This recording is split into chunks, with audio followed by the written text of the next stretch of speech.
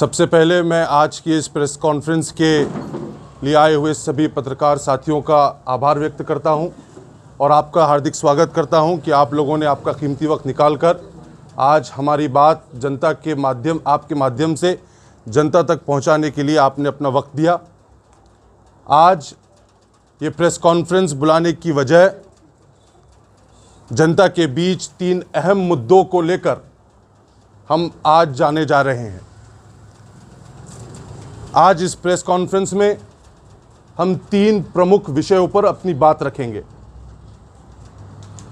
जैसा कि हाल ही में हमने देखा कि वक्फ अमेंडमेंट बिल 2024 मोदी सरकार ने हाल ही में लोकसभा के अधिवेशन में इंट्रोड्यूस किया, उसको प्रपोज किया। अगर हम वक्फ का जो कॉन्सेप्ट है, उसका जो डेफिनेशन है, उसे अगर समझेंगे, वो ये है कि मज़हब इस्लाम में वक्फ का मतलब एक एसेंशियल रिलीजियस प्रैक्टिस है जो कि मज़हब के नाम पर अल्लाह के लिए अपनी जायदाद, अपना माल परमानेंटली ताहयात इस जायदाद को अल्लाह के लिए वक्फ करना, दान करने का मतलब वक्फ होता है। और इसी को लेकर मोदी सरकार ने वक्फ अमेंडमेंट बिल 2024 को लोकसभा में इंट्रोड्यूस किया। ये वक्फ अमेंडमेंट बिल 2024 को मैं आप लोगों के माध्यम से बताना चाहूँगा कि हम लोग इसका पुरजोर इसकी मुखालिफत करते हैं और इसका विरोध करते हैं।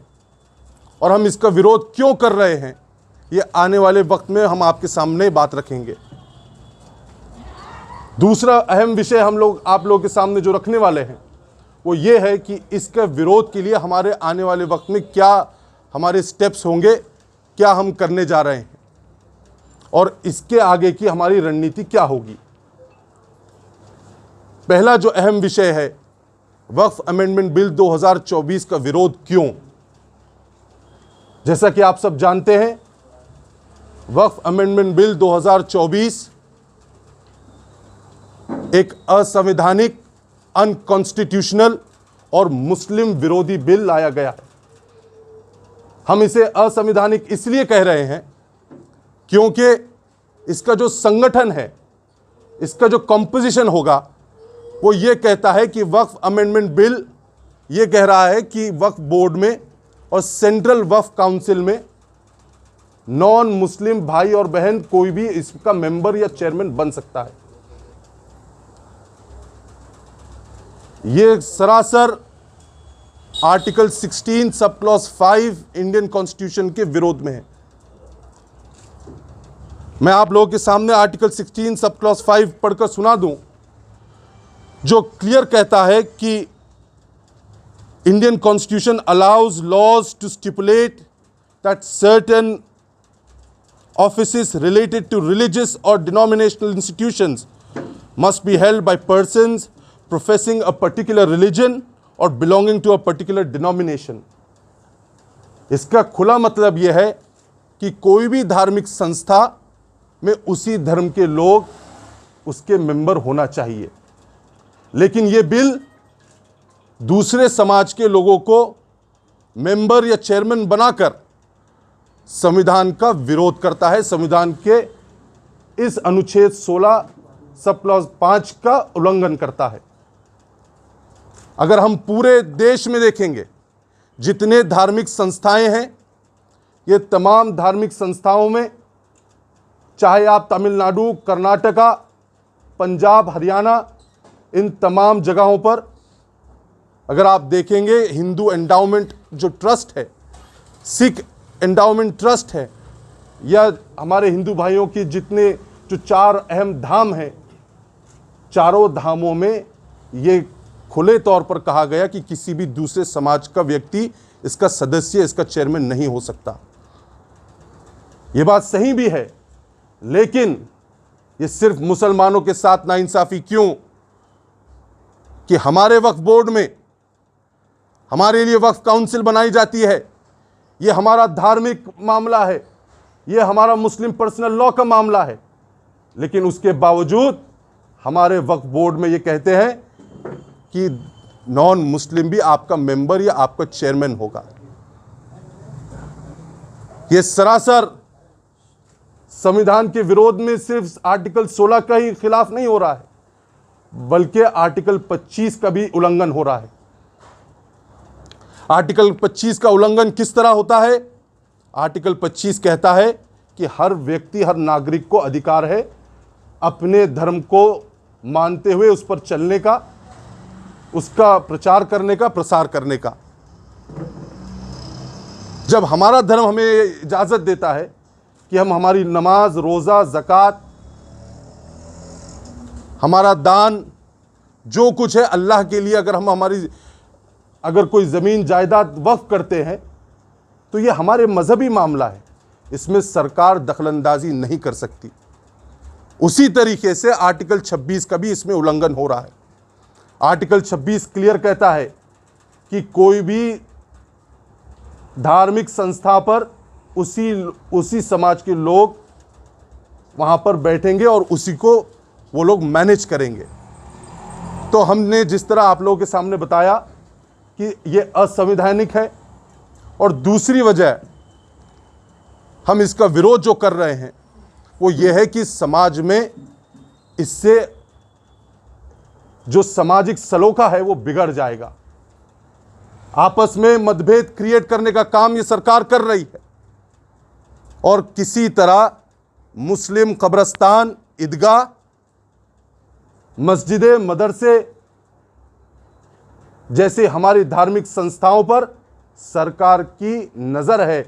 और हमारा आरोप है कि हो सकता है सरकार हमारे मस्जिदें, हमारी ईदगाह की ज़मीन, कब्रिस्तान की ज़मीन भी हड़पना चाहती है, और अपने दोस्तों को ये ज़मीनें बेचने का इनका इरादा तो नहीं है, ऐसा हमारा इन पर आरोप है। इसी के साथ साथ हमारा जो तीसरा कारण है इसका विरोध का, वो ये है कि सरकार कलेक्टर को ज़्यादा पावर देती है इस बिल के माध्यम से, और कलेक्टर को अधिकार होगा कि मुसलमानों की वक्फ की जायदाद मुसलमानों की है, वक्फ की है या नहीं है, ये डिसाइड करने का अधिकार वक्फ ट्राइब्यूनल को कम कर ये कलेक्टर को देने का काम कर रही है।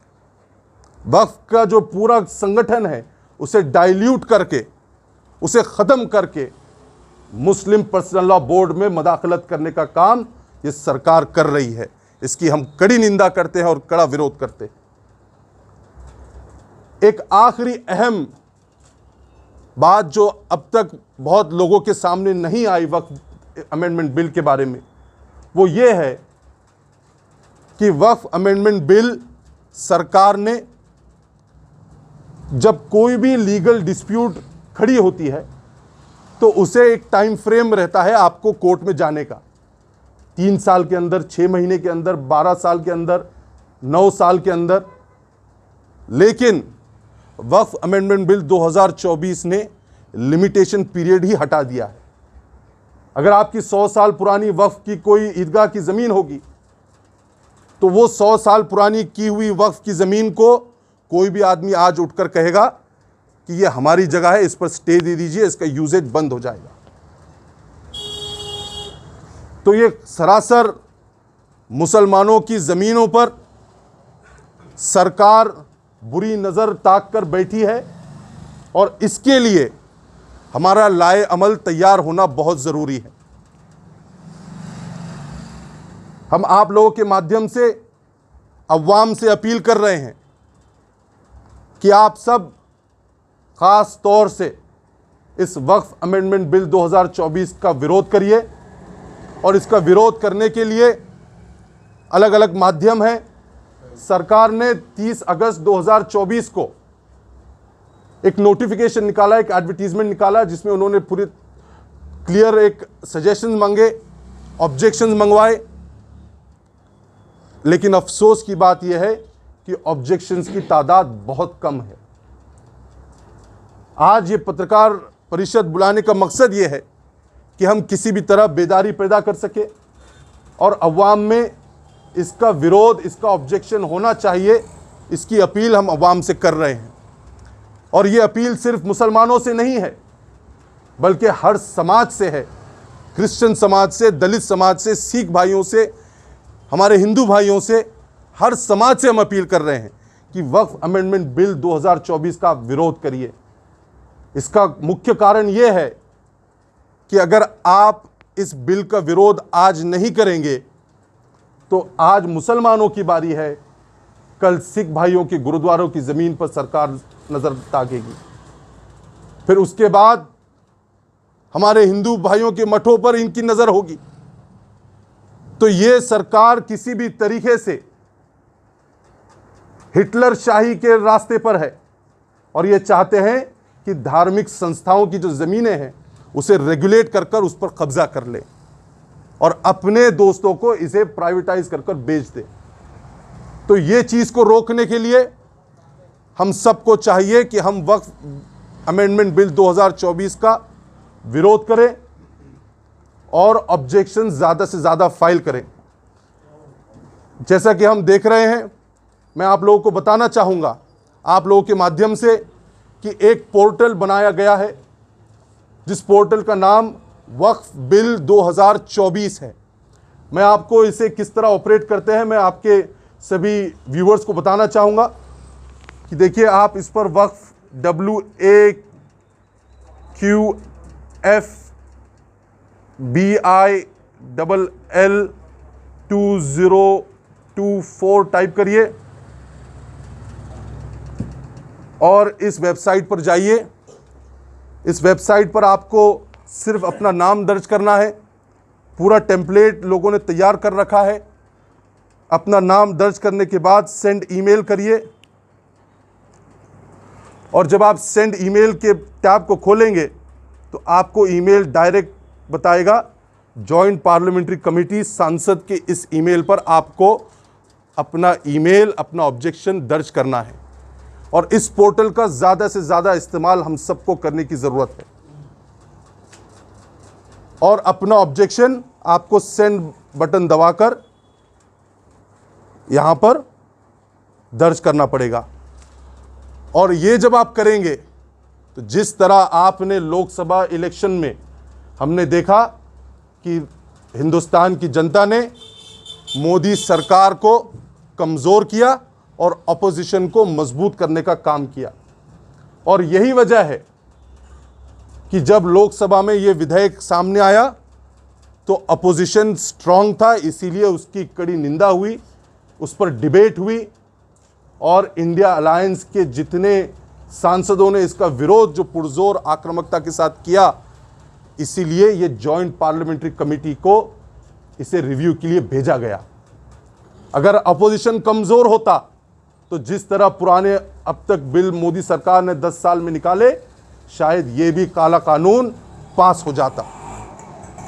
इसीलिए मैं हिंदुस्तान में जो इंडिया अलायंस के तमाम घटक दल हैं, तमाम लोगों का शुक्रिया अदा करता हूं, उनका आभार व्यक्त करता हूं कि उन्होंने इस विधेयक का, इस बिल का आक्रामकता के साथ विरोध किया। इसी के साथ साथ आप लोगों को मैं बताता चलूं कि हमारी बातचीत जितने स्टेक होल्डर्स हैं, लॉयर्स की टीम, समाज के हमारे जितने जिम्मेदारान हैं, उनसे बातचीत हो रही है और आने वाले वक्त में हमारी उम्मीद है कि जॉइंट पार्लियामेंट्री कमेटी जो पार्लियामेंट की रहेगी वो आने वाले वक्त में इस बिल को विड्रॉ करवाएगी सरकार से, और यदि ये बिल विड्रॉ नहीं होता है, यदि ये बिल विड्रॉ नहीं होता है तो हम देखेंगे अपनी स्ट्रैटेजी कुछ इस तरह होगी कि हम सबसे मशवरा कर ख़ास तौर से all India Muslim personal law board के ज़िम्मेदारान से रहनुमाई लेकर मैंने ये तय किया हूँ, अगर ये बिल पास होता है गलती से तो इसके लिए सुप्रीम कोर्ट जाने की भी मेरी खुद की तैयारी रहेगी। और मुझे उम्मीद है इंशाअल्लाह कि संवैधानिक प्रावधान के माध्यम से ये बिल टिक नहीं पाएगा, कॉन्स्टिट्यूशनली ये सक्सेसफुल नहीं होगा और हिंदुस्तान की अदलिया इस बिल को रोकने का काम करेगी। मैं आप लोगों को आखिरी में बताता चलूं कि बहुत जल्द हम दिल्ली का दौरा निकालने वाले हैं और दिल्ली जाकर जितने सेकुलर जहन के लीडरान हैं, चाहे वो राहुल गांधी जी हो, खरगे साहब हो, शरद पवार साहब हो, और ख़ास तौर से चंद्रबाबू नायडू साहब, नीतीश कुमार जी और जितने प्रमुख घटक दल हैं, इन लोगों के पास जाकर हम इनसे अपील करेंगे कि आप लोग, अखिलेश यादव साहब हो, तेजस्वी भाई हो, चिराग पासवान जी हो, ममता बनर्जी जी हो, जो कोई भी सेकुलरिज्म में विश्वास रखता है, उनके पास हम जाएंगे और उनसे अपील करेंगे कि वक्फ अमेंडमेंट बिल किसी भी तरह पास नहीं होना चाहिए, क्योंकि ये सिर्फ मुसलमानों का मसला नहीं है, ये हर समाज का आने वाले भविष्य में मसला बनेगा। इसीलिए हमारी आप सबसे अपील है, जनता से अपील है कि इसका विरोध करिए। इसका विरोध आप ईमेल के द्वारा कर सकते हैं, जिस तरह मैंने बताया, आप लेटर लिख सकते हैं, उसका एड्रेस वेबसाइट पर है, वो भी हम आपको प्रोवाइड कर देंगे। इसी के साथ साथ आप फैक्स भी कर सकते हैं, और वक्त पड़ने पर लोकशाही मार्ग से अमन व अमान के साथ सड़क पर भी आंदोलन खड़ा करने की आवश्यकता पड़ी तो हम वो भी करने के लिए तैयार रहेंगे। हम लोगों ने 4 जून 2024 को देश में जो लोकसभा के रिजल्ट आए, उसके बाद से देश की फिजा बदल चुकी है, और जो सरकार आज बैठी हुई है, ये मोदी सरकार, ये फासिस्ट ताकतें, ये बौखलाई हुई है, और आने वाली विधानसभा की तैयारी में ये लगकर वक्फ अमेंडमेंट बिल जैसे कानूनों को लाकर सिर्फ यही कानून नहीं लाया जा रहा है, बल्कि ऐसे एलिमेंट, ऐसी पॉलिसीज, ऐसे स्टेटमेंट लगाए जा रहे हैं जिसके ज़रिए समाज में हिंदू मुस्लिम एकता को धक्का लगे। हाल ही में हमने देखा, इसी का एक उदाहरण, एक भोंदू बाबा रामगिरी हमारे नबी करीम मोहम्मद सल्लल्लाहु अलैहि वसल्लम पर अपशब्द कहता है, गलत सलत कहता है। हमारी सरकार को चेतावनी है कि हम सब बर्दाश्त कर सकते हैं, लेकिन हमारे नबी करीम मोहम्मद सल्लल्लाहु अलैहि वसल्लम पर कोई भी अगर बेहुरमती करेगा तो वो बर्दाश्त नहीं किया जाएगा। मुसलमान ही नहीं बल्कि हर समाज मोहम्मद सल्लल्लाहु अलैहि वसल्लम की इज्जत करता है, और आप इस तरह बात करके सिर्फ मुसलमानों के ही दिल को ठेस नहीं पहुंचा रहे, बल्कि हिंदुस्तान की जो एकता अखंडता है उसको ठेस पहुंचाने का काम कर रहे हैं। उन्हीं का एक टट्टू छोटा नितेश राणे भी कहता है कि मुसलमानों को हम घुसकर मारेंगे। मुझे यह समझ नहीं आ रहा है कि महाराष्ट्र में सरकार है या नहीं है, लॉ एंड ऑर्डर की परिस्थिति क्या चल रही है। क्या महाराष्ट्र की पुलिस सोई हुई है? क्या इन्हें यह समझ नहीं आ रहा कि हेट स्पीच दी जा रही है, मारने की बात हो रही है? महाराष्ट्र के डायरेक्टर जनरल ऑफ पुलिस से मेरी अपील है कि आप सुप्रीम कोर्ट की गाइडलाइंस को पढ़िए, हेट स्पीच के बारे में जो कहा गया उसे पढ़िए, और पढ़कर इन दोनों को जेलों की सलाखों के पीछे डालने की हमारी मांग है। और अगर ये नहीं होगा तो आने वाले वक्त में लोकशाही मार्ग के साथ आंदोलन खड़ा किया जाएगा। हमने हाल ही में एक हादसा देखा। वो हादसा ये था कि एक बुजुर्ग को 40 गांव के हमला किया जाता है, उन पर एक शक के बिना पर माना जाता है। महाराष्ट्र की संस्कृति शर्मिंदा हुई। ये सारे जो कारनामे हो रहे हैं, ये सरकार के प्री प्लान कारनामे, ऐसा हमारा खुला आरोप है। और ये बौखलाए हुए हैं, इन्हें लगता है कि ये सरकार में नहीं आने वाले हैं। और ये बात सही है कि आने वाले वक्त में महाराष्ट्र की सरकार बदल रही है, फिजा बदल रही है, और सेकुलर जमातें इंशाअल्लाह मजबूत होगी, जिसके ज़रिए हिंदुस्तान का संविधान बचाया जा सकता है, ऐसी हमारी उम्मीद है। मैं सियासी बात नहीं करना चाह रहा हूं, लेकिन इन लोगों पर कार्रवाई होना बहुत ज़रूरी है, ऐसी हमारी मांग है। और इसी के साथ साथ हम देख रहे हैं कि आने वाले वक्त में ईद मिलादुन नबी का भी मौका है, गणेश चतुर्थी का भी त्यौहार मनाया जा रहा है। ऐसे मौके पर कुछ ताकतें अमन व अमान को धक्का लगाने का काम कर रही है। हम सबको चाहिए, मैं नौजवानों से ख़ास तौर से अपील करूंगा कि आप किसी भी बहकावे में ना आएं, किसी के भी भड़काने में ना जाएं। हमें अमन व अमान महाराष्ट्र में बरकरार रखने की ज़रूरत है और किसी भी समाज को चाहिए कि हम मोहब्बत और खुलूस के साथ किस तरह रह सकते हैं, इसके ऊपर काम हो, क्योंकि हमारी गंगा जमनी तहजीब सिर्फ बोलने के लिए नहीं है। मैं आपको एक छोटा सा वाक़या बताकर अपनी बात ख़त्म करूंगा कि जब हिंदुस्तान की आज़ादी के वक्त अंग्रेज़ों ने महात्मा गांधी को अहमदाबाद की जेल में जब उन्हें नज़रबंद किया, कैद किया, तो उसी जेल में मौलाना मोहम्मद अली जौहर भी थे। और अक्सर हुआ ये करता था कि तहज्जुद के वक्त जब मौलाना आराम करते थे तो उन्हें उठाने के लिए, तहज्जुद के लिए महात्मा गांधी उठते और कहते, मौलाना आप उठिए, तहज्जुद का वक्त हो चुका है, उठिए, नमाज पढ़िए और मुल्क के लिए, आज़ादी और अमन के लिए दुआ करिए।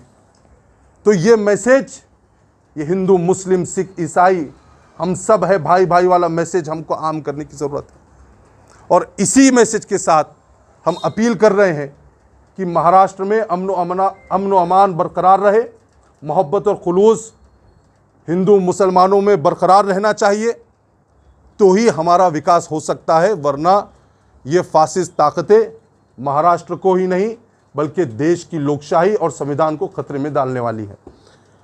इतना ही कहकर मैं अपनी बात ख़त्म करूंगा। आपके पास अगर कोई सवाल होंगे तो आप पूछ सकते हैं। देखिए, कल जेपीसी मेंबर आ रहे हैं और वो एक इनवाइट ओनली शायद मीटिंग है, अगर उसमें मौका मिलेगा तो हम उनसे बात करेंगे। और हमने तो आवाम से अपील किया है कि आप सब मिलकर इसका ऑब्जेक्शन दर्ज करिए, तो ज़्यादा से ज़्यादा जितने सजेशंस आएंगे इसका ऑब्जेक्शन होगा उतना बेहतर है।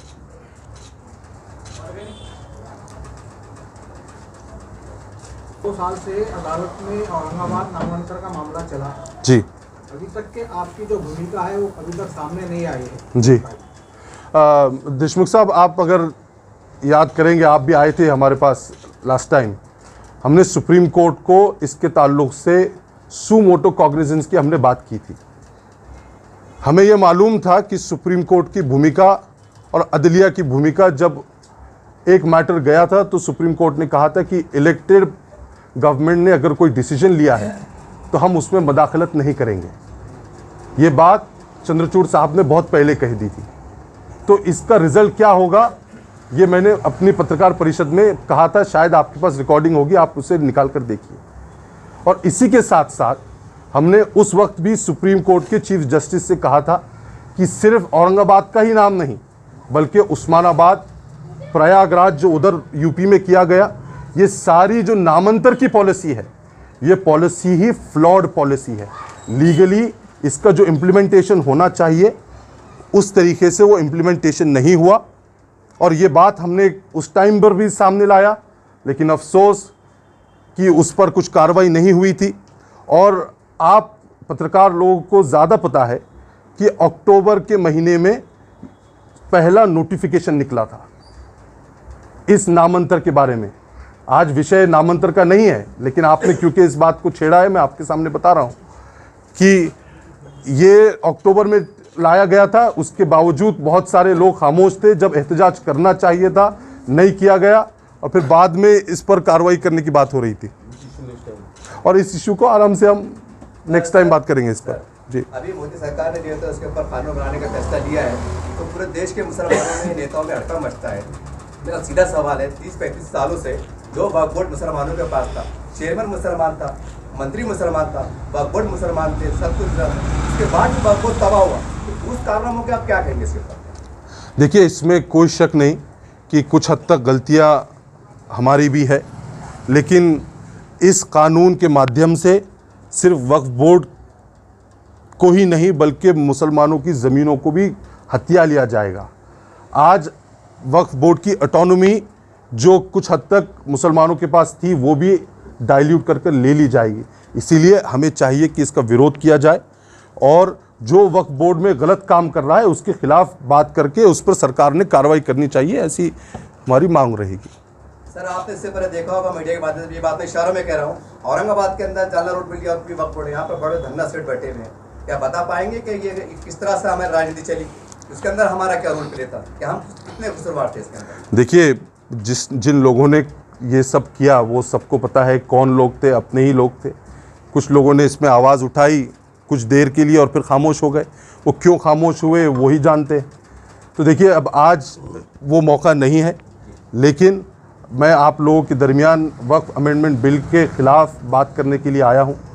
मैं उम्मीद करता हूँ कि आप लोग ये मैसेज जनता तक पहुँचाएंगे और इसे ज़्यादा से ज़्यादा ऑब्जेक्शन हम किस तरह सबमिट कर सकते हैं, इस पर हमने हमारी बात रखी। आने वाले 1-2 महीने में कुछ अमेंडमेंट्स हुई थी जी उसके लिए लोगों ने ऑब्जेक्शन खुद भर के डाले जी और एकदम गहरी तलाक के बारे में था। जी उसके अलावा फिर और 1-2 जो इशू आए थे उसमें लोगों ने हर बार अपने पैसे खर्चा करके अपने सारी चीज़ें करके ऑब्जेक्शन डाला है। जी इस बार भी आप बोल रहे लोगों को ऑब्जेक्शन डालिए जी। क्या सरकार टर्न होगी या फिर इसको वक्फ बोर्ड को भी जिस तरह पहले बिल मंजूर कर लिए गए जबरदस्ती या जोर जबरदस्ती के इसके ऊपर वैसे मंजूर कर लिए गए? देखिए, 2014 से 2024 की जो सरकार थी, आप जानते हैं कि ये एक तरफा इन्होंने सारे निर्णय लिए, लेकिन 4 जून 2024 के बाद से